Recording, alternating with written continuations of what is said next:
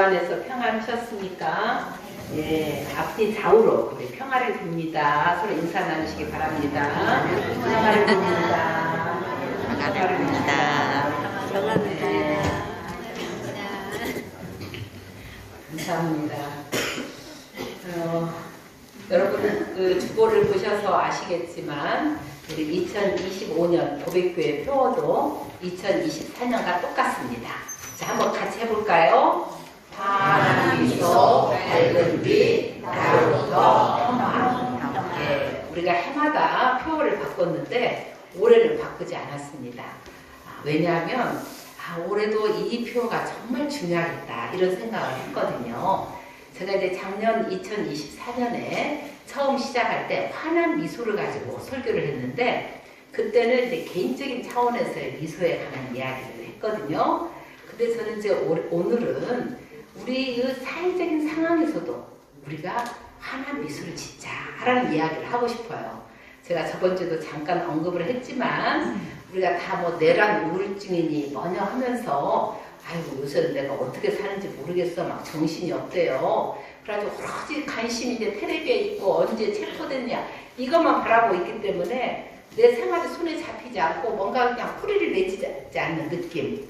그래서 새해가 시작되지 않은 것 같은 그런 느낌 속에 산다는 분들이 많이 있거든요. 그러나 우리가 이런 데일수록 저는 그리스도인의 영성이 필요한 시대다. 저는 이렇게 봅니다. 그래서 이런 시대에 그러면 그리스도인들은 어떻게 살아가는 게 좋은 것인가? 그 영성 없는 진보라는 책을 김상봉 교수님이 쓴 것을 여러분들 아시나요? 그 책 읽어보신 분 있는지 모르겠네요. 이분은 그 진보신당이라고 이제 진보적인 그런 정당 운동을 했던 분입니다. 그리고 거기에서 뭐 강령까지 지을 정도로 어떤 정신적 영향을 많이 미친 분이거든요. 근데 이분이 정당 정치를 그만두고 집필을 한 것이 바로 영성 없는 진보입니다. 그 말은 뭐냐면 진보 세력들이 영성이 없다. 이런 비판이 그 안에 들어갔겠죠. 그러면 왜 보수는 그 영성이 있느냐? 그 말이 아니라 보수는 아예 거론할 가치도 없다는 거죠. 거기는 뭐 영성이 뭐고 뭐 따지고 말고 할 것도 없는데 그래도 이 진보적인 데가 뭔가 발전을 해야만이 우리나라의 미래가 있고 희망이 있는데 그 진보가 영성이 부족하다는 그런 이야기를 하고 있는 거예요. 그래서 자기가 이제 그 진보적인 그런 운동을 하면서 느꼈던 그런 소감이에요. 근데 그것을 간략하게 말하고자 한다면 영성은 그럼 뭐냐 하고 이야기를 하는데 이 사람이 지성과 이성과 영성 세 가지로 구분을 합니다. 지성이라고 하면 어떤 개별적인 어떤 지식 이런 걸 말할 수 있고 이성이라고 하는 것은 그것을 모든 걸 총체해서 객관적으로 볼 수 있는 그런 눈이라는 거예요. 그리고 마지막에 영성은 뭐냐? 인간이 이성만 가지고는 뭔가 세상을 변화시킬 수 있는 힘이 없다는 거예요. 그것은 그냥 이성은 이게 뭐가 옳구나 뭐가 그르구나 하는 것을 알 수는 있지만 그 이성에서 세상을 변화시키려는 어떤 열정이 나오지 않는다는 거죠. 그러면 그 열정은 어디서 나오느냐? 바로 그것은 영성에서 나온다는 거예요. 그 영성은 뭐냐 하면은 이 세상 모든 사람이 다 하나라는 걸 깨닫는다는 거예요. 그러니까 이게 한문서가 영성하고 그 통한 이야기를 하고 있어요. 그래서 세상이 모두가 하나라는 걸 깨닫고 특히 그 아파하는 사람과 같이 공감하고 약자들과 공감하면서 자기의 목숨을 던질 수 있는 것이 진정한 영성이다 이런 이야기예요. 그러니까는 우리가 뭘까 옳고 그런 것을 알지만은 내가 정말 이 모두가 하나라는 걸 모른다고 한다면은 그런 것을 바꿔내려는 그런 열정이 부족하다는 거예요. 그런데 이 모두가 정말 하나이구나 한 몸이구나 이것을 깨닫게 되면 이 세상을 바꾸는 열정이 바로 그 속에서 나오고 그리고 아픈 사람들과 같이 공감하고 타자와 같이 함께 연결하는 의욕이 나온다는 거예요. 그래서 우리는 그 영성을 회복해야 한다 이렇게 말해요. 그러면 진보적인 사람이라면 다 어떤 사람들입니까? 바로 이런 사람들이에요. 진보적인 사람들은 나 혼자 잘 먹고 잘 살기 위해서 이러는 사람들이 아닙니다. 우리가 모두가 다 하나로 연결되어 있기 때문에 우리가 정말 서로 더불어 함께 아름다운 사회를 만들 걸 추구하는 사람이 진보적인 사람이에요.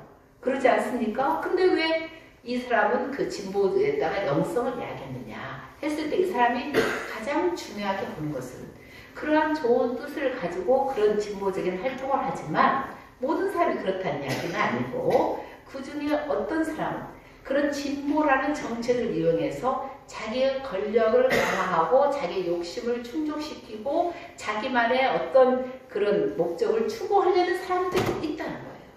그래서 이것이 실제로 우리 진보 운동을 방해하면서 이 사회가 앞으로 나가게 하는 것을 막고 있다는 거예요. 그래서 가장 먼저 이 사람이 끄집어내는 것은 당파성입니다.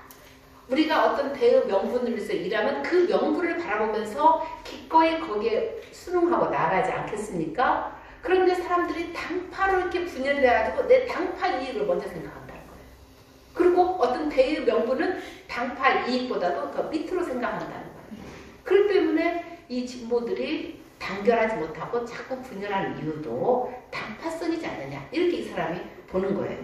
이것은 뭐냐면은 자꾸 우리가 권력을 잡아서 정말 그 좋은 정치를 만들려고 하는 것까지는 좋지만 권력을 잡는 과정에서 권력 지향적인 사고를 하는 사람이 있다는 거예요.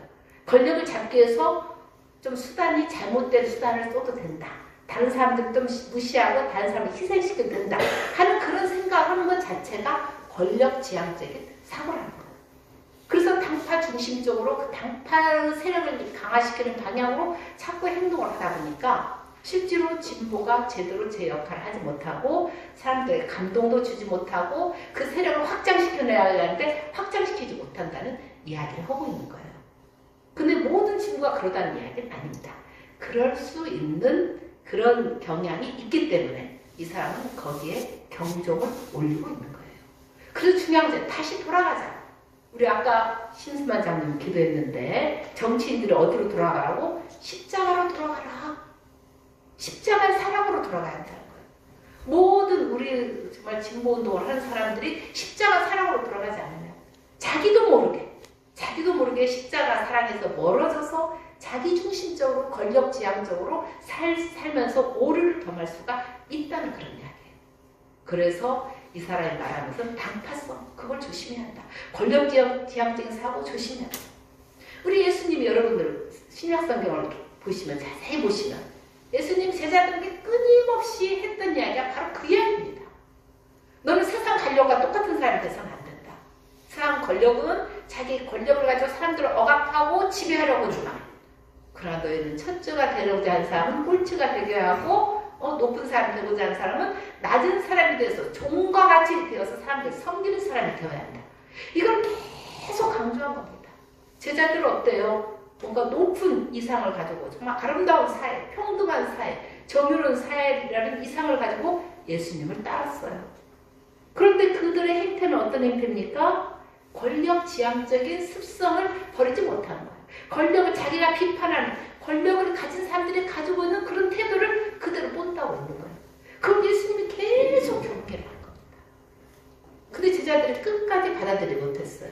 예수님이 죽는다고 말을 했을 때도 그들이 받아들이지 못한 이유가 뭡니까? 왜 예수님이 죽어요? 빨리 권력을 잡아서 우리가 바라는 세상을 꾸려야지 않습니까? 이런 생각 속에 끊임없이 사로잡혀 있기 때문에 예수님이 당신 죽는다는 이야기를 받아들이지 못한 거예요. 오늘 성경을 보면은 그런 모습이 또 제자들에 나오지 않습니까? 예수님, 어떤 사람이 당신 이름으로 마귀를 쫓아내요. 근데 그건 우리 당파, 우리 조직에 속한 사람이 아니지 않습니까?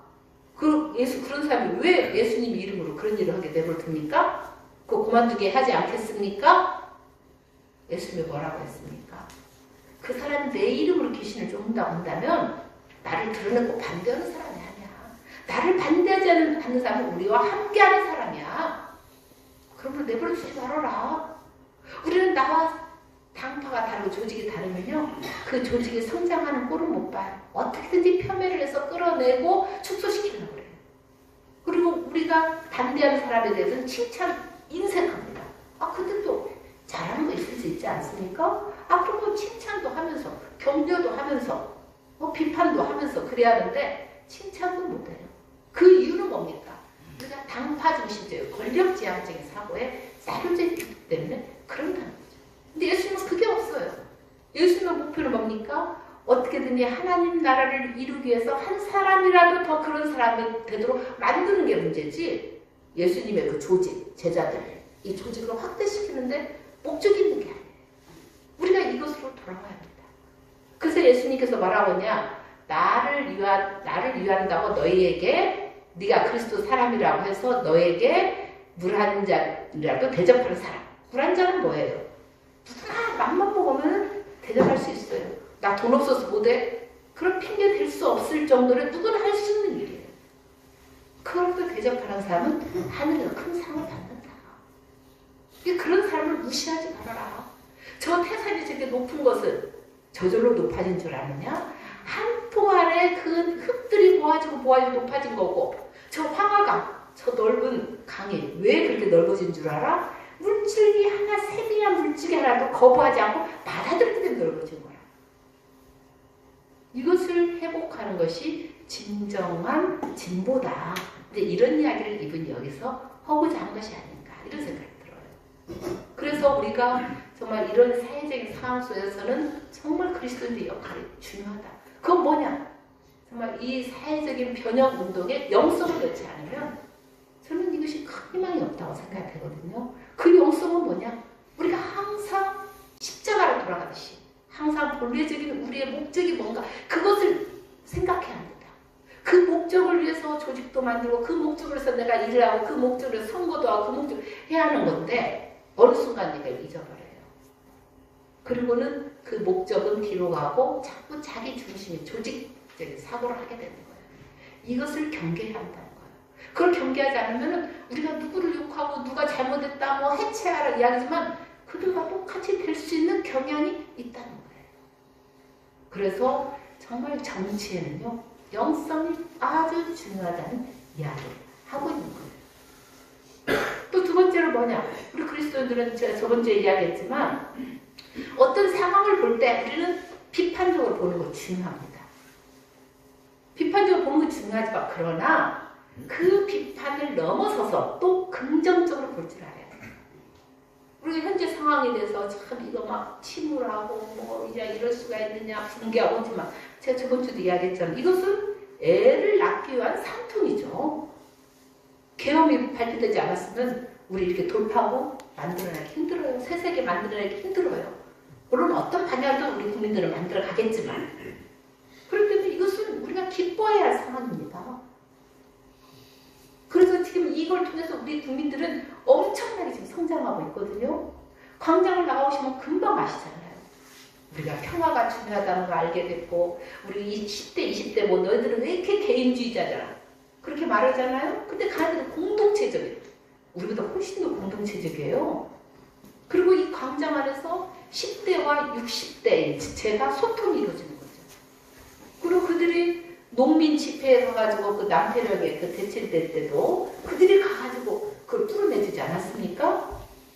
얘들이 농민에 대해 관심 있어요?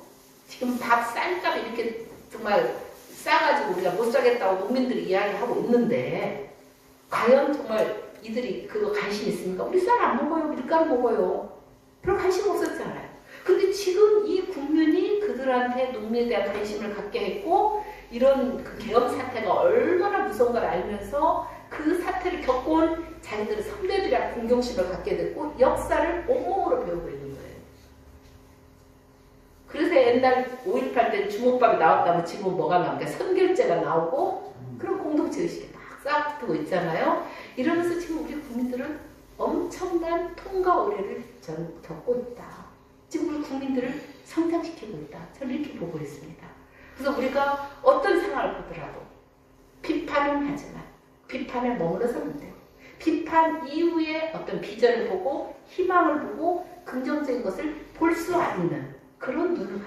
바로 저는 이게 그리스도인의 삶이다. 이렇게 저는 생각하거든요.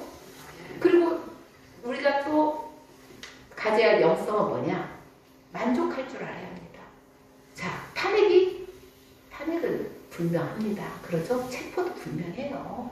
그래봤자 지금 갈수록 무너져 내려가고 약화 내려가고 있고, 결국 체포되고 탄핵은 되라는 저는 믿고 있거든요.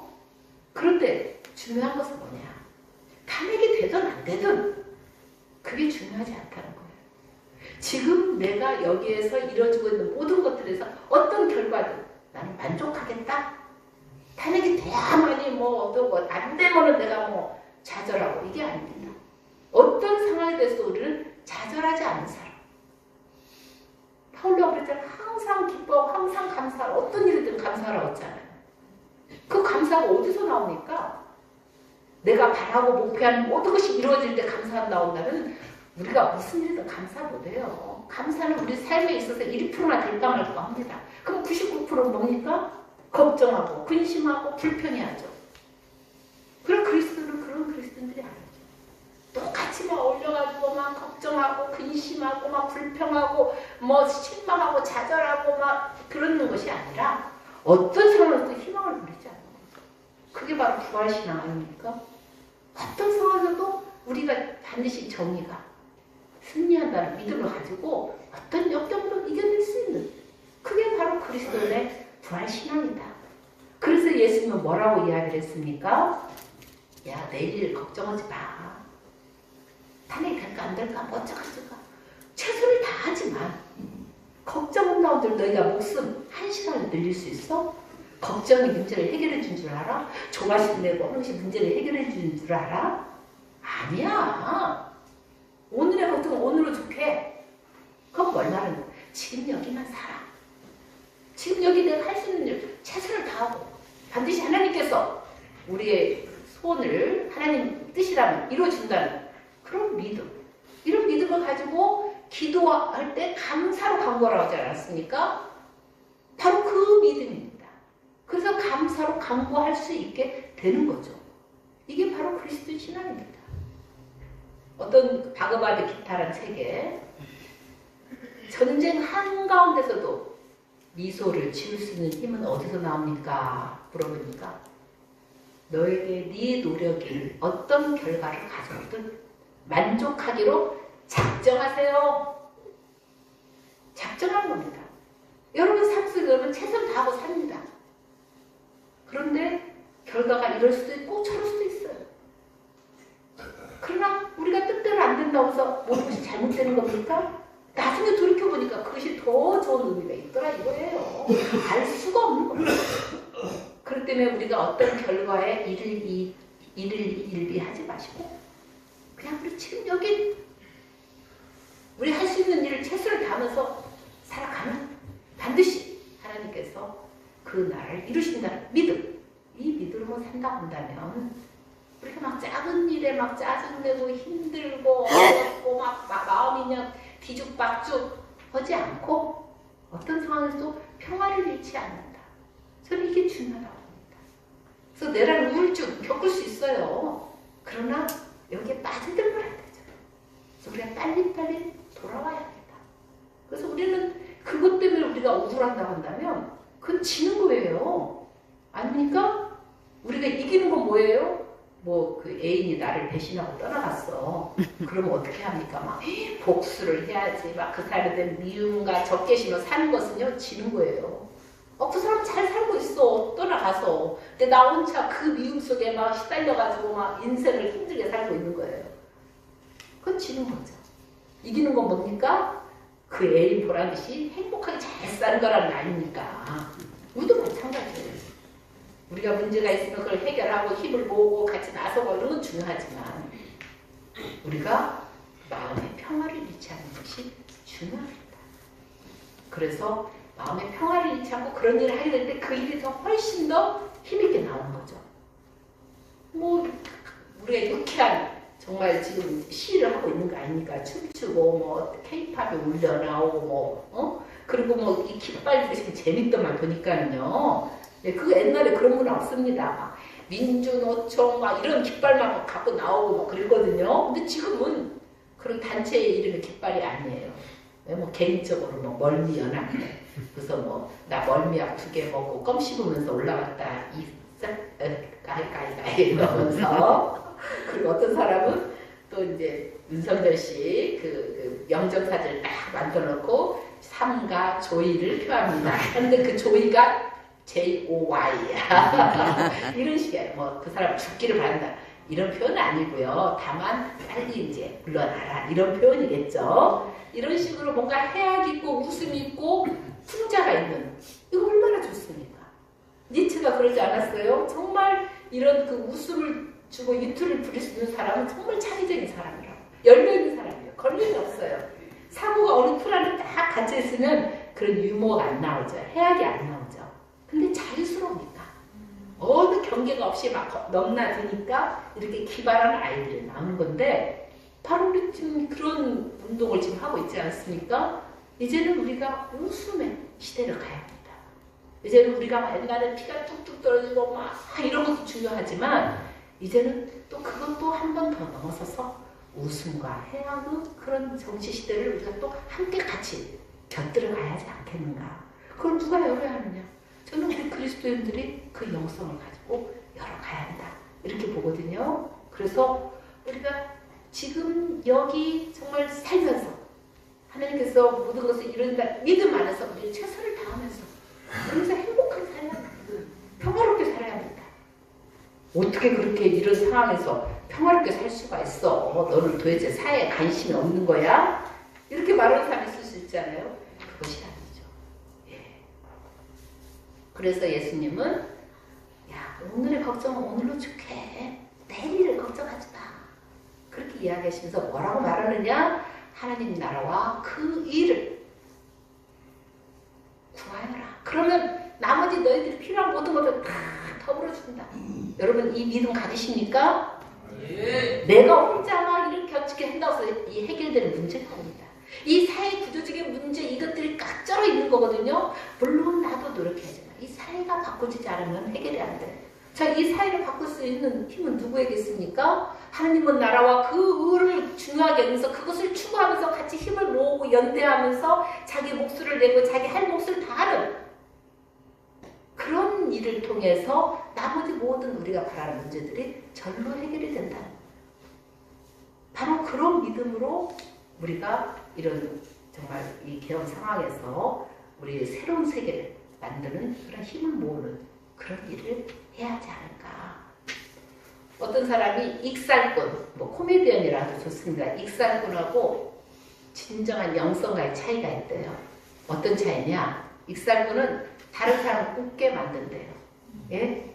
그 자기는 사실 안 웃어. 집에 들어가면 웃기는 시 너무 괴롭대.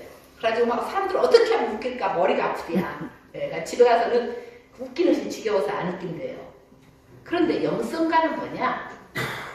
상대방으로 하여금 그 자기 자신을 보고 웃게 만든다. 이해하셨습니까? 예. 영성가는 그 사람으로 하여금 자기 자신을 보고 웃게 만들어주는 게 진정한 영성가라는 겁니다. 그래서 우리가 나 자신에게도 웃어. 내 삶에 대해서 웃을 수 있어야 합니다. 어떤 상황에서도 우리가 그것을 받아들이고 그것을 평화롭게 그리고 행복하게 이겨내면서 살아가게 될 때 그럴 때 정말 우리가 바라는 새로운 사회가 도래합니다. 이것이 없이 분노하고 좌절하고 막 힘들어하고 그러면서 그냥 상대방을 적대감을 가지고 대하고 막 혐오하고 이렇게 되면은 그 사람이 망가지기 전에 내가 먼저 망가집니다. 그래서 내가 저번 주도 이야기했지만 새로운 인간성 그건 뭐냐? 하나님 형상으로 마음과 생각이 새롭게 되어 하나님 형상으로 거듭난 사람 바로 그런 사람이 진정한 영성의 사람입니다. 그 삶으로 우리가 돌아가는 거예요. 그래야만이 우리가 탄핵 이후의 시대도 우리가 만들어갈 수 있는 거지. 탄핵 인생의 모든 것처럼 막 그렇게 해서는 안 됩니다. 탄핵 후에 우리가 겪어야 할 과제는 많습니다. 네. 그 과제를 어떻게 겪어나갈 건데 그러면 지쳐서 우리가 쓰러져요. 지치지 않고 행복하게 여유있게 창의적으로 웃으면서 이 일을 감당한다고 할 때 그게 바로 영성, 우리 그리스도인의 삶의 태도가 아니겠는가 이런 생각이 듭니다. 그래서 우리가 올해 2025년에 다시 한번 우리 환한 미소, 밝은 빛, 바로부터 평화 이거 해보자 해가지고 바꾸지 않고 이 표를 계속 쓰고 있는 것입니다. 여러분 우리가 변혁의 시대를 지금 살아가고 있고 정말 새로운 세대를 꿈꾸고 있고 뭔가 새로운 사회를 만들어가려고 우리 나름대로 많은 진통을 겪고 있습니다. 이것은 우리에게 희망을 만들어가는 거룩한 진통입니다. 그래도 여러분들 정말 지금 걱정하지 말고 근심하지 말고 좌절하지 말고 미워하지 말고 혐오하지 말고 그리고 우리에게 주어진 하나님 나라와 의를 위해서 기쁘게 행복하게 평화롭게 우리의 삶을 살아가시기를 예수 그리스도 이름으로 축원합니다. 고맙습니다. 네, 아주 박수까지 고맙습니다. 박장모님. 네, 우리 박장모님이 요새 이게 들리셔. 예, 지금 우리가 장치를 해가지고 박장님 들리시니까 지금 제 이야기를 다 듣고 지금 저렇게 반응을 해주시네요. 고맙습니다. 네, 자, 기도하시겠습니다. 고맙습니다. 하나님, 우리가 예수님을 알지 못했다고 한다면, 하나님의 뜻이 무엇인가 알지 못했다고 한다면 정말 우리 마음은 청갈래 망갈래로 찢어지면서 우리 속에 기억 속으로 이리저리 휩쓸리면서 어디로 나아갈까 모르고 살아갈 수도 있을 텐데 이렇게 진리와 생명을 저희들에게 허락하여 주시고 우리 삶이 어떤 곳을 향해 나아갈 것인가 깨닫게 해주시니 감사합니다. 생명의 말씀이 여기에 있으니 제가 어디를 가오리까? 주님, 이 베드로의 고백이 우리의 고백이 되게 하시고 이 어려운 시대 빛으로서 환한 미소로서 이겨내고 그 빛을 주변에 번지게 하면서 어둠을 이겨내는 귀한 역사가 나부터 시작되게 하여 주옵소서. 예수 그리스도 이름으로 감사합니다.